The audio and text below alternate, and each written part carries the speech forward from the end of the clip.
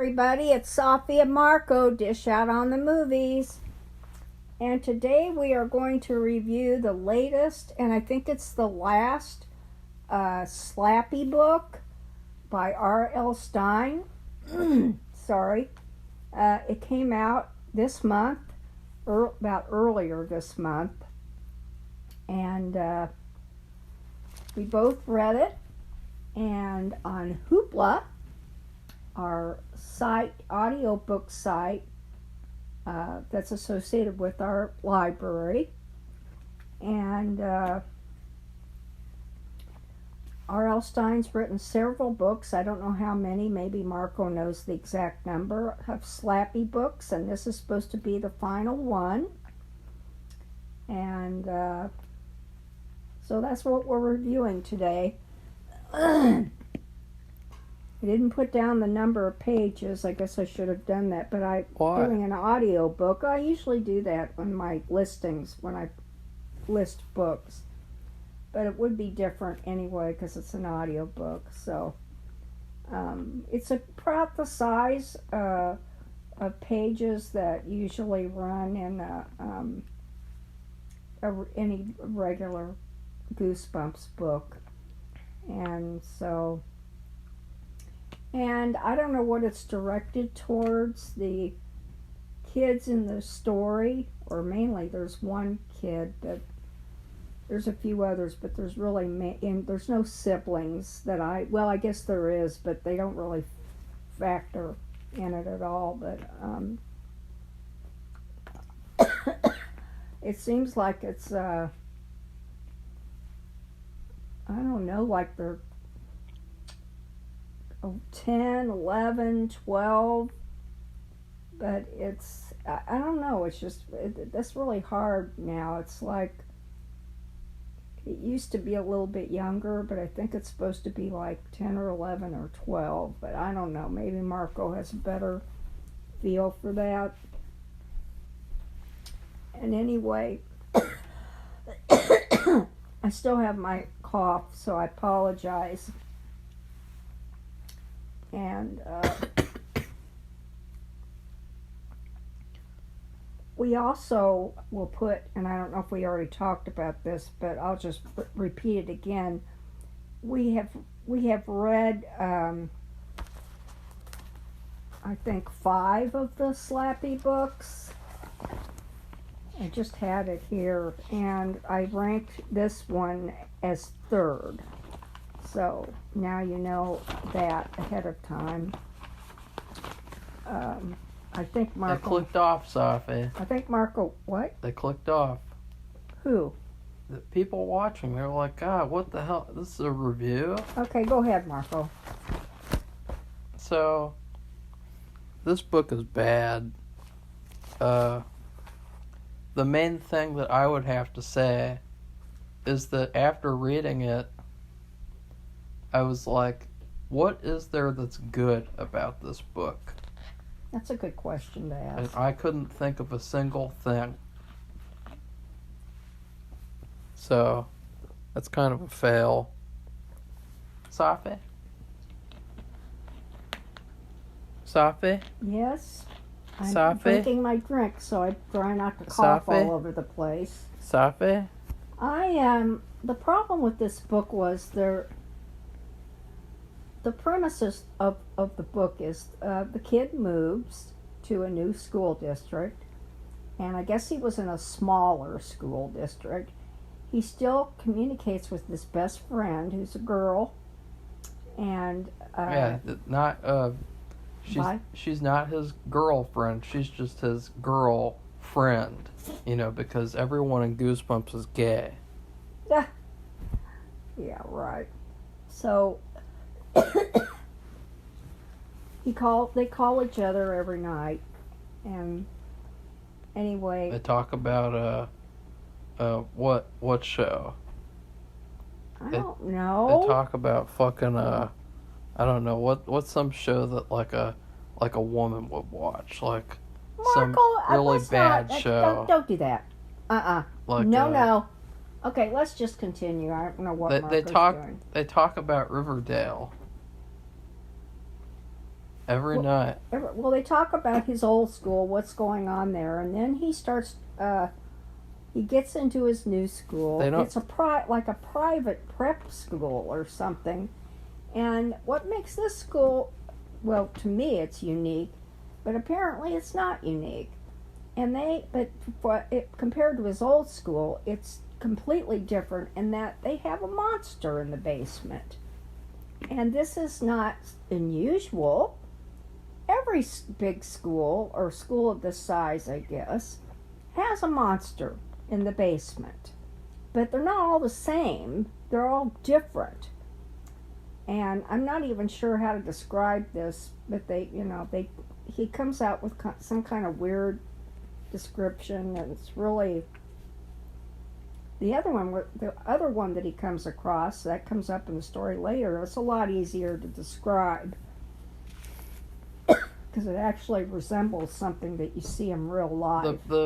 That idea of every school having a monster is one of the worst ideas I've ever heard from R.L. Stine, because it doesn't even sound like something he would come up with. It sounds like something some random horror children's author would come up with because they suck. Well, and the thing is, it isn't just, okay, they have a monster in the basement. They have a special night called Friight Night. And it's kind of like a big party, and his class is in charge of decorating for it. Yeah, it's kind of like prom but gay, because nobody's boyfriend and girlfriend in R.L. Stine's universe. And what happens? Even the kids' parents, it's like they didn't get married and have their children. They're gay. Their children just appeared out of nowhere. Okay, moving on. Well, so every Fright Night, which is once a year, and the monster's in the basement all the rest of the year and never comes out.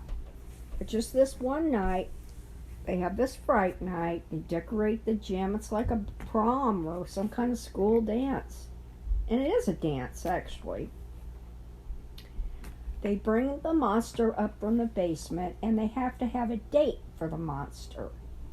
And for some reason, the only teacher, I think, that they mention for this one school is this kid's teacher. And she, for some reason, comes up with the date.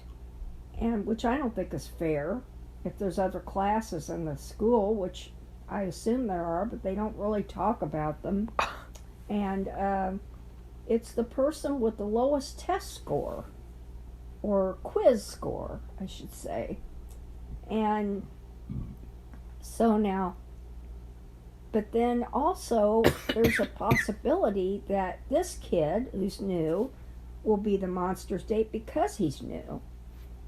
So you have that too. So he's really upset and uneasy because he gets to see the monster. Some kids take him down there, and the monster hates him. And lots of things happen with that. They tell him something to do. No, he listens to this one kid who says, feed the monster eggs. It's just eggs, like scrambled eggs, like not hard cooked, but just getting the eggs, emptying them out, and whipping them up, and giving them to her like that, like liquid. And he listens to just that one kid. Which is dumb. And this main character, he's probably R.L. Stine's worst character he's ever created. He's really gay. I wish Marco would quit saying that. He's just kind of stupid. Well, he's gay in multiple ways. Like, he's so girly and so weird, and like the noises that he makes, throughout the book, like, something will happen, he'll go like, ah! Ah! Yeah, it is really weird. Remember that, Safi? Yeah, I do. Ah! That's what he sounds like. That's like, I don't think that guys make those kind of noises. No, because he'll make them I mean, I could see how he could be flustered because of this monster. This isn't some kind of little monster that's like the kid's size. It's big and fills up the whole room. And this concept is just so unrealistic. You think about the insurance stuff, or like, what if a kid was killed by the monster, which they imply that there have been. Yeah. Well, oh, who cares? That's just something normal. And he tells his parents, because like I said, he came from a school district where they didn't have that. And he'd never heard of that. And they had. And they thought, oh wow, so you might get picked. That'd be great. You'll represent your school. That was pretty funny. I'm like, what? It was so bad. And that's not realistic. And the only thing that I can think of is he wanted to do like the opposite of what parents have been like in past books, where they don't believe in monsters. They don't. But this doesn't. I don't like it. It's. I don't know. And he tells his friend, and she can't believe it either, and she can't believe that his parents are like that, but she's not that. She doesn't really, she just goes along with it. Well, you're just going to have to, it'll be okay, you'll be okay, and she did say, or ask, won't your parents take you out of the school and put you in a different one, and he said no, and so he said, she said, well, you're just going to have to go with it, and maybe you won't be the one that's chosen. So anyway, they come to the day where it's going to be announced that who's going to be the date for the monster. And that means the monster will come up from the basement on Fright night, and then the selected student will be the monster's date, and they'll dance together and be with each other all evening long. It's really queer. And so they do the selection, and first it's this girl, because she had the lowest quiz score, which that was already, I said that was the stipulation. I thought that like the sensitivity readers would catch this part too, because the girl, she can't go to Fright night because her and her family are going to Barbados. And so I thought, oh, is she black? And they're implying that because she's black, she had the lowest quiz score? Safi? I don't know what you're talking about. I don't know what he's talking about. Barbados, I mean, yeah, anybody could go there, but usually you're probably talking about a wealthy family that can just take off in the middle of the school year and go to Barbados. I don't know. I felt offended by that. I didn't. I just thought it was really queer. And then you find out later, she admits it, that her parents did not want her because they knew her quiz scores were low. They did not want her to be the monster's date because they were afraid she was going to get killed. Now, isn't that interesting? Yeah. They care. They don't want her to go. And so she had already told the teacher she would not be there days ago. And so the teacher says, oh yeah, that's right, you're going to Barbados. Well, I'm going to have to figure out who's going to be picked. And of course, guess who it is? The new boy. The new kid. He is going to be the monster's date. And he's... And what does he do? What does he do when he gets picked? He makes that weird noise and freaks... He freaks out. Of course he would. And, wouldn't it be funny if somebody outside heard that and was like, what the fuck is going on? So here he is, he's sweating bullets, he tells his friend, and his friend goes, that monster is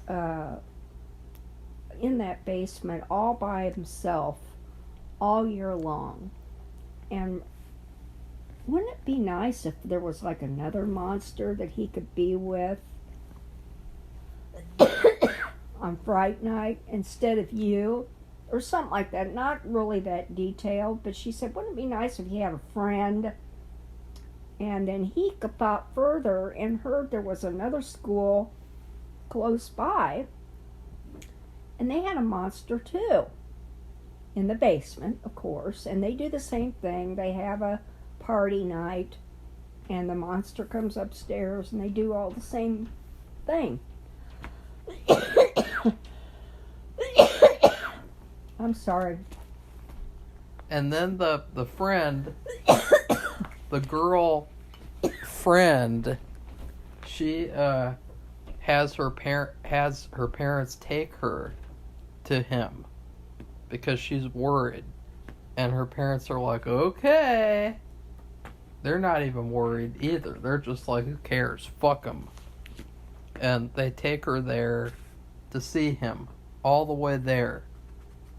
So, like, how many states away, Safi? I don't know. I have no idea. That was so random and weird. And he doesn't know either. She doesn't call him because they have not really been for that. Because they think because his parents are for it, that's not a problem, which is weird. And remember, his old school doesn't have a monster in the school. It's just like a regular school. And so she shows up. And so she goes to kidnap the monster from the other school. But first, the other girl, he enlists the other girl, the one who's going to Barbados, to help him. Yeah, another girl friend. Well, the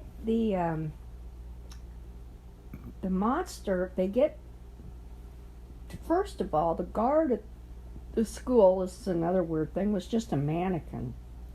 Oh, yeah. Which I didn't get that at all either. That was weird. That is bizarre.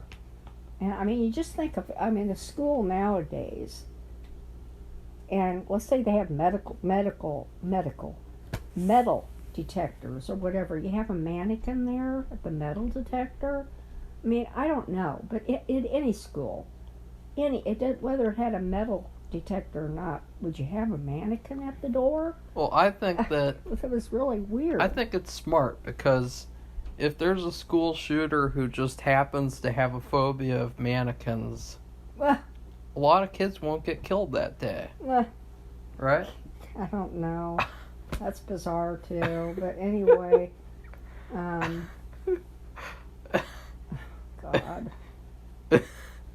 He goes, they figure out some mannequin. He goes in there, and he doesn't have his friend with him at first. She doesn't show up right away. She's on her way there. But he has this other girl, the one who's supposed to go to Barbados.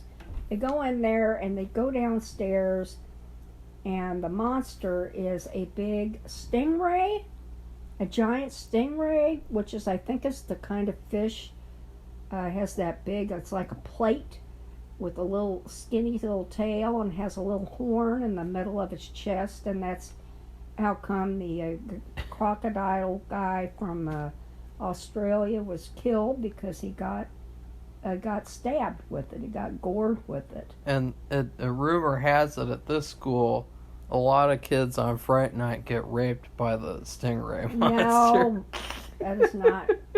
That's just BS. He's just making that up. And if you don't dance with the monster, you have to get date raped by it. Okay, that is not. He's just making BS up. That's second place prize. I'm gonna. But what I don't mention. What we haven't mentioned is the one thing the kid does, and this is going to play a factor in it somehow, is that he's a juggler. Yeah, he's a loser. He also can juggle balls. That is. And so you're just making my case of how gay he really is, Safi. But he's a juggler. He juggles. Safi, can you juggle? No. Let's see you do it. No. And anyway, so to make a long story short, I'm going to try to juggle. when they're about ready to be killed by this monster, because the monster's growling and having a fit. We have any balls? No, we don't. Sit down. We don't have anything. Anyway, we don't have any balls. no, we don't. We don't have anything. I don't know whether to continue this review or not. Marco's up searching for balls that we don't have. So, the monster's growling really loudly, and they're like having a fit and scared. And so the girl runs upstairs. She goes, I'm not going to deal with this. And if you do that, she leaves the building. And he runs after her. Well, the kids, but meanwhile, the kids of this other school. So how do you juggle? I don't know. Meanwhile, you just hit me with that. You're trying to juggle potatoes. So, meanwhile, the kids at this other school, they're getting ready for this big party, and they're all in the gym. So he has to be careful that he doesn't get caught. And so he runs out of the school, he runs after the girl, and she goes, I just can't do it. I'm sorry. And she leaves. Well, so then his friend shows up, and she figured out that he was at this school, and she goes and she helps him. And what he does, he decides he doesn't know what to do to get the monster out. She said, what'd you think? And that doesn't look like, they didn't know what the monster would look like. You think, are all the monsters, do they all look alike? And the thing is, like I said, all these schools have a monster. His didn't, because it was too small. But all these area schools, it's like a conference championship.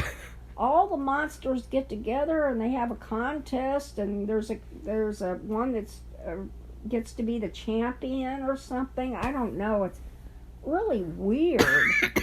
And I don't even know what kind of holiday or special day that's supposed to be. They don't even talk about it. Yeah, they don't even go into that.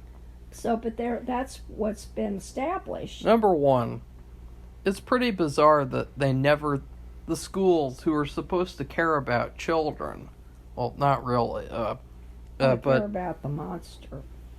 They never thought of pairing monsters together to dance on Friight night. Like, right. No school ever thought of that before.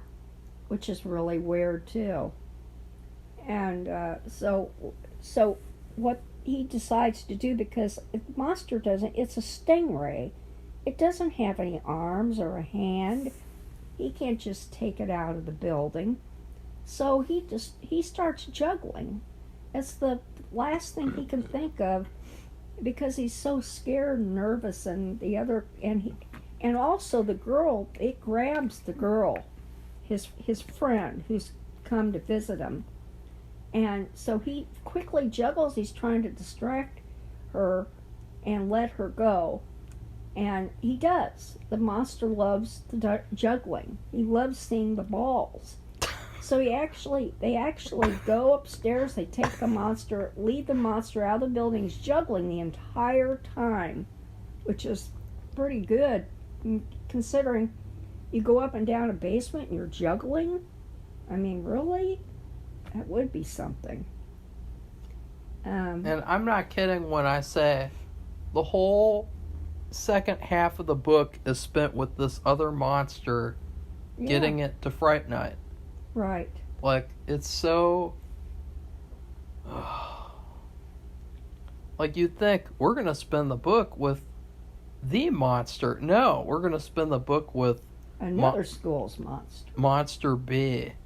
And it's really weird that I can't really describe his own monster anyway, too.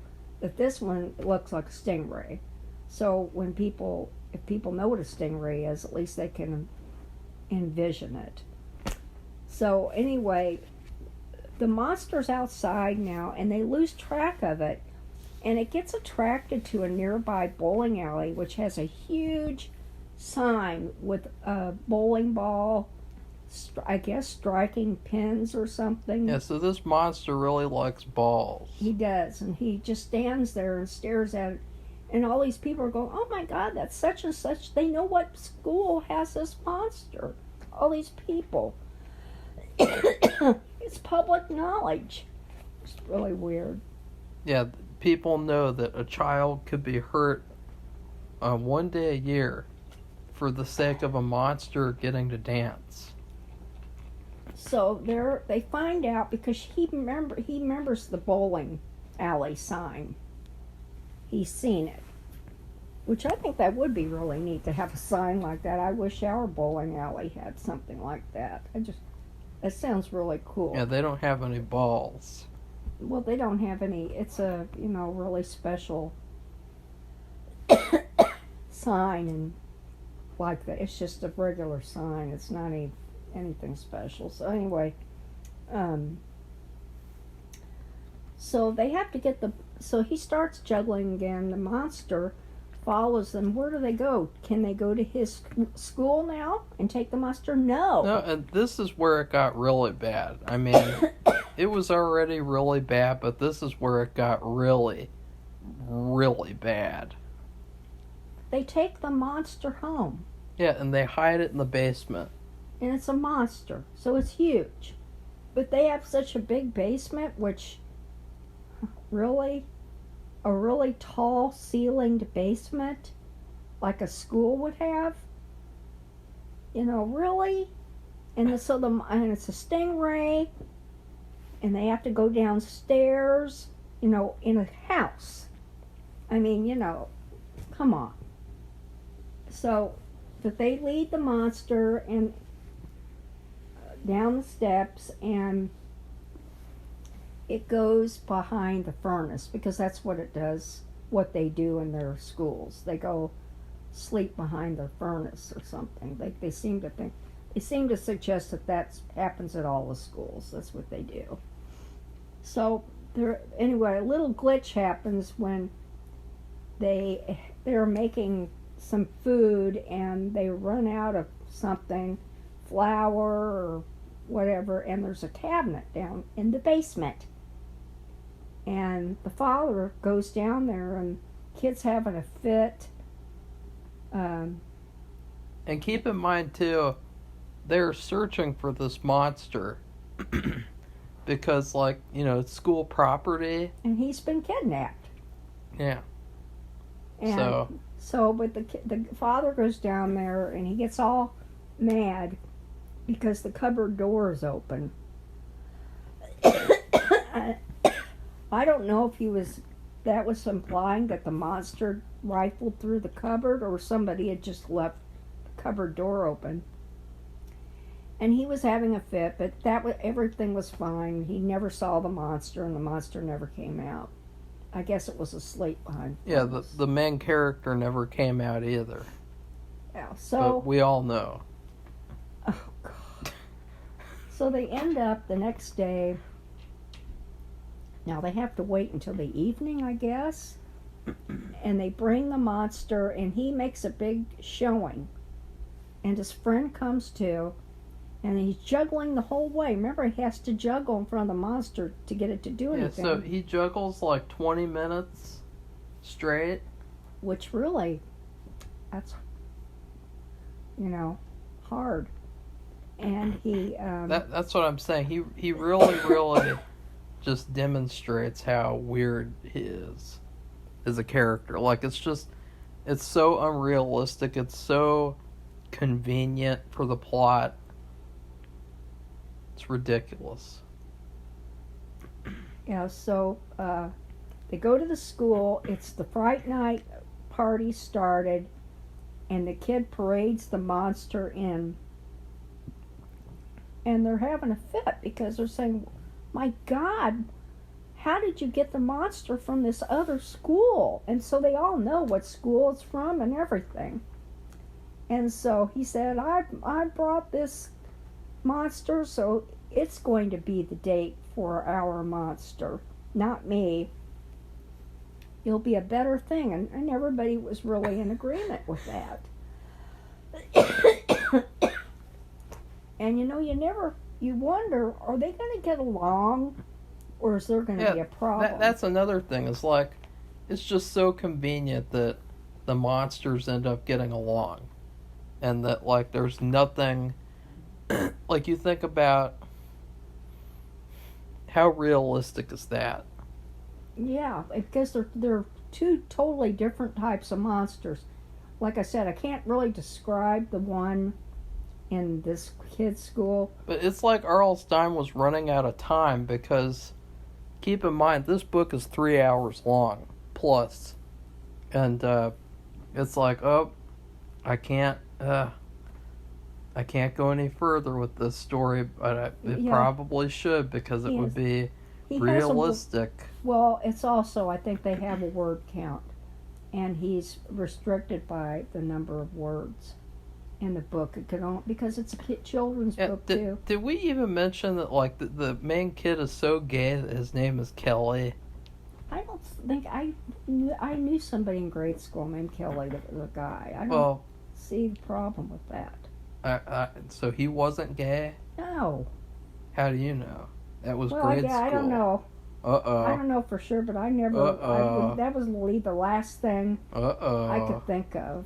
But that was his name. I don't think it was short. Gay Kelly. No, Marco, that's not. I'm not going to say that, because that's just not right. Anyway, so all the other kids and the teacher or whatever, they bring the monster up from the basement, and they start growling at each other and having a fit, and everybody's like, oh my God, what's going to happen? Are we going to have this huge fight? Well, they don't have a fight. They end up getting along, and they both loved it. And another disappointing thing is, like, just how little of the book is the Friight Night. Like, I was really excited, since this is the last Slappyworld.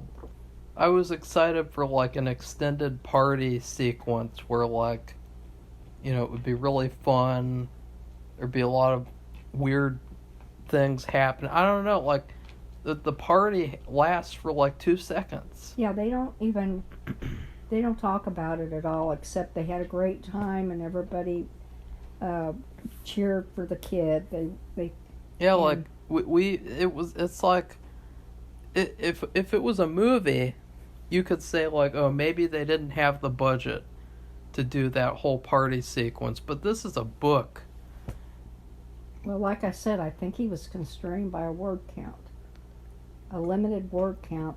He could only have so many words and so many pages in the book, because it's a children's book, and it's mid-range. And anyway, that's the only thing I can think, because they're all about the same size and length, and it seems to fit in that category. And what do they do that Safi hates? Safi. Well, there was a few things. It's just No, at the end, the big chunk, Safi, come on. I don't know what you're talking about. They don't show how the monster goes back to their school. They don't. I mean, it's almost like they lopped it off. Yeah. The girl, now they do talk about this. His friend gets in her car and goes back home. They have played that out completely. And then they spent 2 hours getting that monster to Friight Night. Right. They don't spend 2 minutes getting that monster back to school.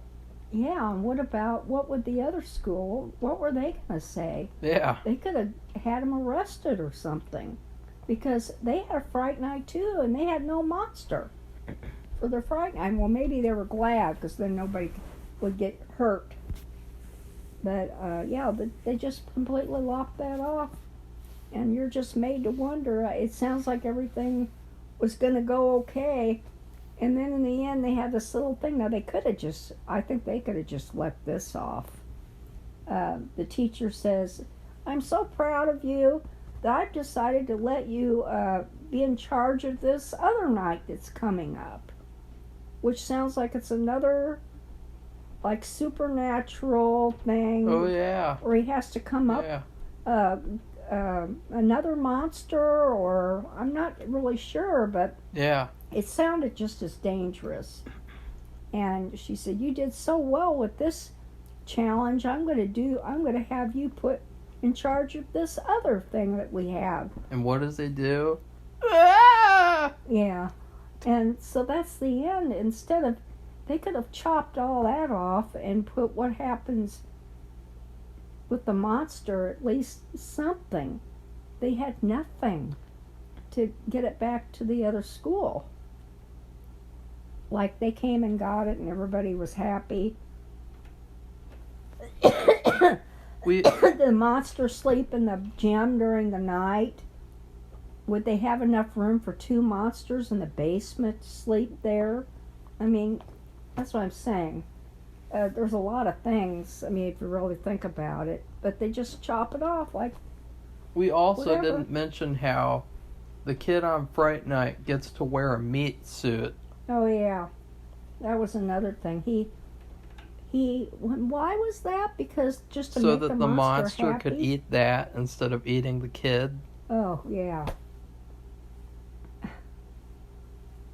So did he still wear it, or I don't remember. No. That's what I thought.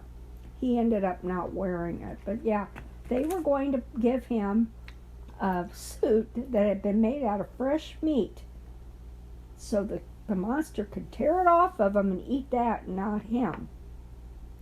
But because he did all this other stuff, finding the other monster and getting it in there, he didn't wear it. So that was an important thing. So anyway, that's the end of the story.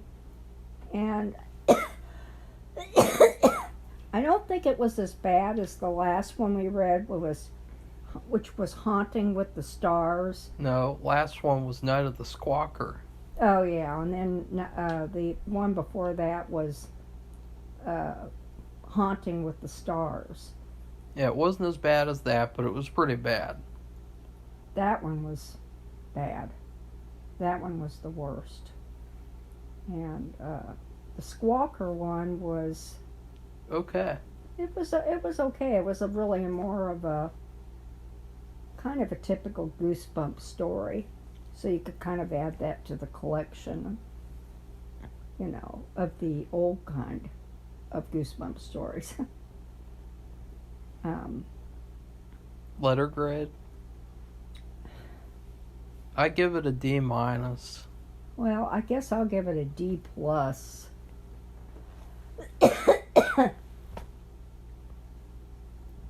Safi?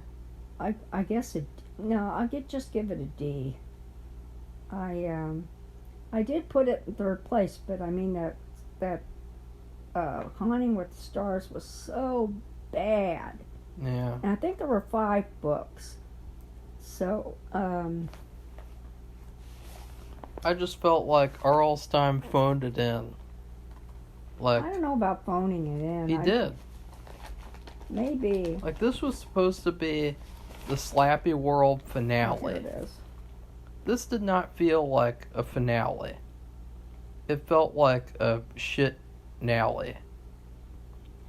Okay, I put Night of the Squawker underneath Fright Night, but I think I even, after reviewing the book, because I did this before we did the book review, I